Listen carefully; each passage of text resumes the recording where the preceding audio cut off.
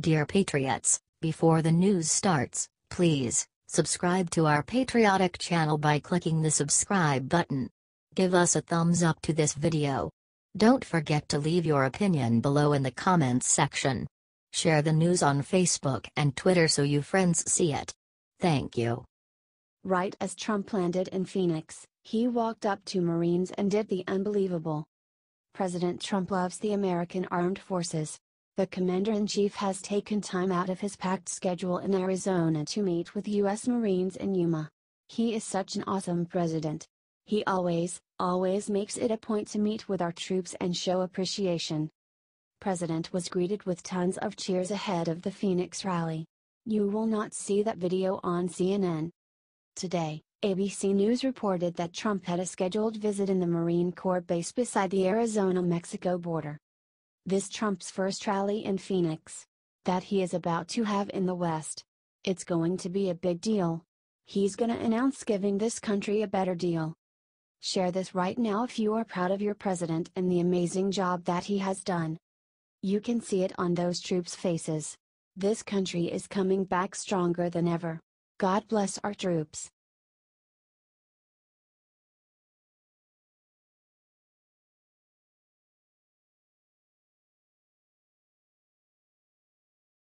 Nikki Haley just brought the smackdown on CNN and the rest and made Trump so happy. It seems like the media is doing everything it can to keep hate groups, like neo-Nazis and white supremacists, in the spotlight. So, who, really, is it that's supporting the hate? And the haters? According to Nikki Haley, UN ambassador, these hate groups are seeking to divide our nation and we cannot allow that. We should be minimizing them, not keeping them in the limelight. She was pleased with Trump's message about fighting bigotry, which he delivered as part of his address Monday night. Trump said, "When we open our hearts to patriotism, there is no room for prejudice, no place for bigotry, and no tolerance for hate." Haley also said, to CNN, "I will tell you that there is no room for hate in this country." And she defended our president regarding his remarks about the Charlottesville violence, saying, "He clarified the fact that there is no room for bigotry in our country." Well, we all know that. I don't think I've ever been more disgusted than I have been recently, at the way the MSM has twisted the president's words, and spread complete lies. It is they who are spreading hate and encouraging violence. Did you see what happened in Houston yesterday? Yay, a man, reportedly a member of Antifa, was arrested yesterday for intent to plant a bomb at a Confederate statue. But try to find that story in the MSM. Like, really, try. If you support our president, and know he promotes love, peace and not hate, please share this everywhere. H.T. The Washington Examiner.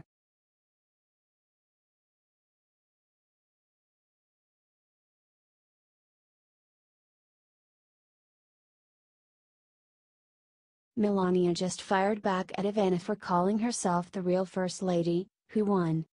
President Donald Trump's first wife Ivana is the mother to Eric, Donald Jr., and Ivanka, the three children who have taken the most active roles in Donald Sr.'s political career. Naturally, she would have an ear to the ground about what has been going on in Trump's presidency. However, Ivana may have overstepped the line when she told ABC News that she considers herself a First Lady. Said Ivana in her interview, "I have the direct number to White House but I don't really want to call him there because Melania is there and I don't really want to cause any kind of jealousy or something like that because I'm basically first Trump wife, okay? I'm First Lady, okay?" This did not go over so well with Trump's third wife Melania, who is America's actual First Lady. Responded Melania via her communications director Stephanie Grisham, "Mrs. Trump has made the White House a home for Barron and the President. She loves living in Washington, D.C., and is honored by her role as First Lady of the United States." Grisham then referenced the fact that Ivana has been promoting her new book, adding about Melania, "She plans to use her title and role to help children, not sell books." There is clearly no substance to this statement from an ex. This is unfortunately only attention-seeking and self-serving noise.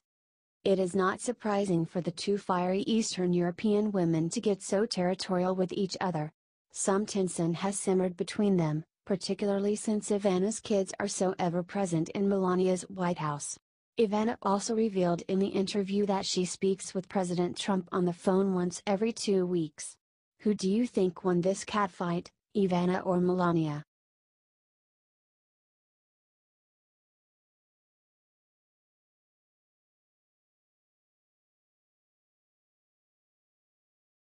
I love Bob Corker.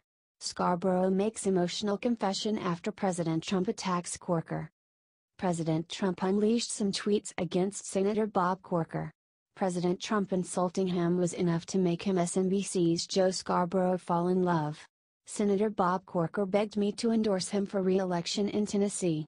I said no and he dropped out, said he could not win without my endorsement. He also wanted to be Secretary of State. I said no thanks. He is also largely responsible for the horrendous Iran deal. Tweeted President Trump. I love Bob Corker, tweeted Scarborough in response. He elaborated more on his feelings on the Morning Joe show. And I mean this, the president, he is just so out of it, he does not understand that if you attack Bob Corker, a guy who started a business on his own, became unbelievably successful in his 30s, has always been a success, a mayor, you know, a 2-term senator, you attack this guy, he's not scared of the president, said Scarborough. President Trump is very successful too. He then started to talk about President Trump's imaginary impeachment.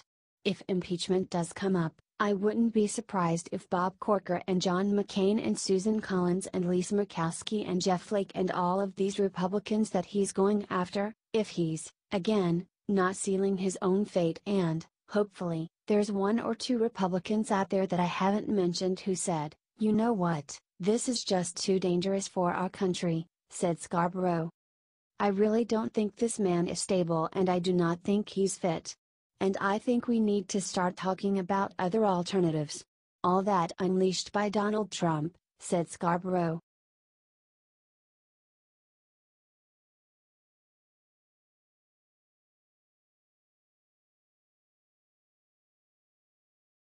Evil lives among us. Dana Loesch just proved SNL comedians are total hypocrites. It is truly despicable how liberals jumped on the mass shooting tragedy in Las Vegas and have been politicizing it in hopes of getting their widely rejected pet gun restriction legislation passed. The most disturbing part of this push is the help they have been getting from liberal comedians such as Jimmy Kimmel and the cast of Saturday Night Live.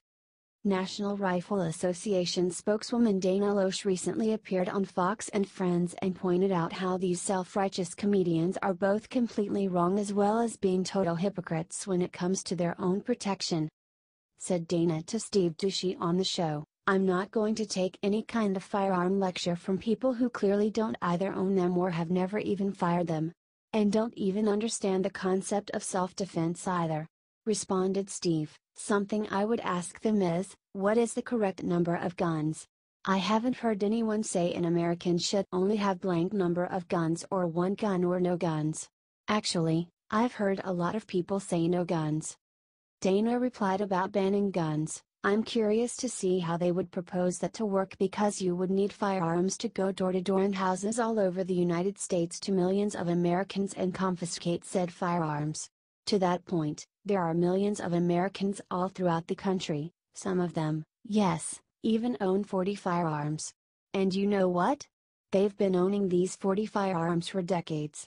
She added, and that's the thing. Evil lives among us, and I've said this before, it's real. You have to deal with evil. And I certainly want to be prepared to deal with evil or with a monster with the ability to defend myself as opposed to not having that ability to defend myself. Loesch then brought up how Saturday Night Live actors use armed security guards, stating, they have the luxury of being able to tell everyone else to disarm because it's class warfare. These individuals can afford private security. They work in a building with armed guards. And you know they wouldn't go 1 single day without those armed guards. She then asked, why don't you give up the firearms that your private security is holding? You're not being more virtuous because you're paying someone else to carry it. You're outsourcing it because you lack the courage of your own convictions. Do you agree with Dana?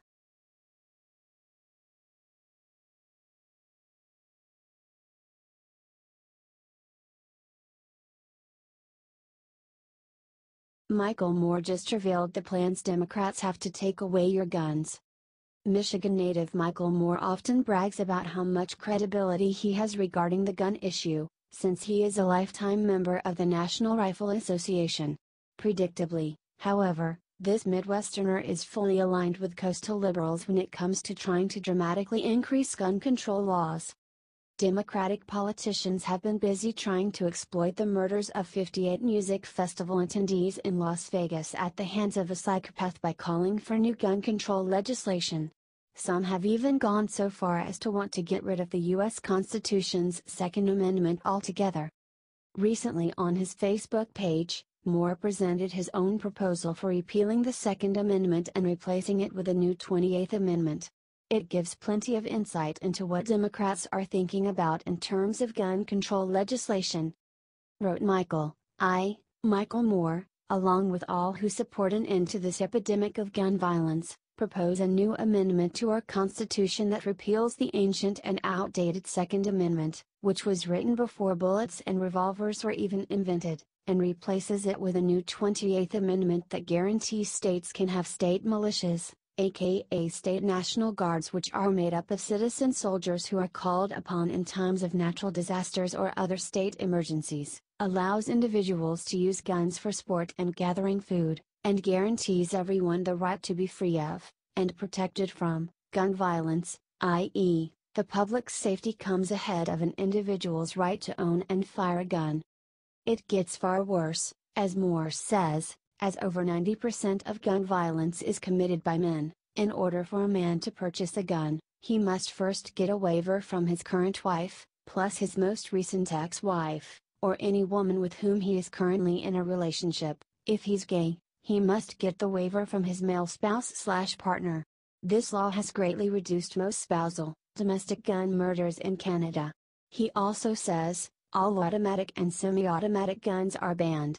Adds Moore, once guns must be stored at a licensed gun club or government-regulated gun storage facility. Believing that having a gun in your home provides you with protection is an American myth. Will you fight back against this liberal extremism?